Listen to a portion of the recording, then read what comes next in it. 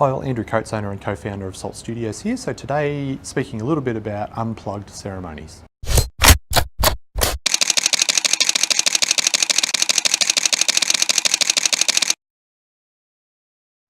So what is an unplugged ceremony? So I guess probably the easiest way to explain it is when the bride and groom ask the guests to be present on the day rather than living the event through the eyes of their camera or the eyes of their smartphone. So I think they're a great idea.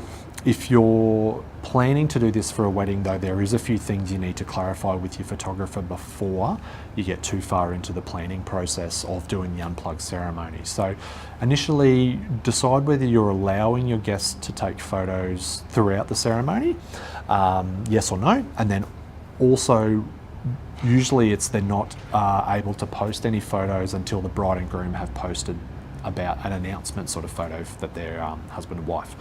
So something to clear up with your photographer in relation to that is, when do you get that photo that you're able to make your Mr. and Mrs. announcement? Is it on the night of the wedding? Is it 4 weeks after? Is it 2 months after? If you're not getting that photo for a few weeks after, that's potentially going to cause some problems with your guests, because they're wanting to look after you and respect your wishes, that they don't post any photos on social channels until you do.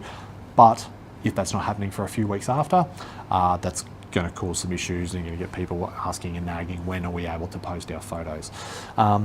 So following on from that, once you get that hero photo and you're able to do your announcement, when you get all the photos, are you able to share those photos with your friends and family? So if you've sort of stipulated at the wedding that you prefer people to not take photos, I feel that it's my duty as a photographer to capture a lot of that documentary style, that photojournalistic style, the events and the emotion and all that of the day, that aren't necessarily those hero photos that you're going to put up on the wall. But if people aren't able to take their own photos throughout the day, you're going to want to get those just happy snaps and the goofing around photos and all that sort of thing. So it's a bit of a delicate balance of where you feel, and depends on your guests as well. If you've got very tech savvy people, they're going to be taking photos anyway. So it's probably an idea just to ask them to respect your wishes and not post to any social channels.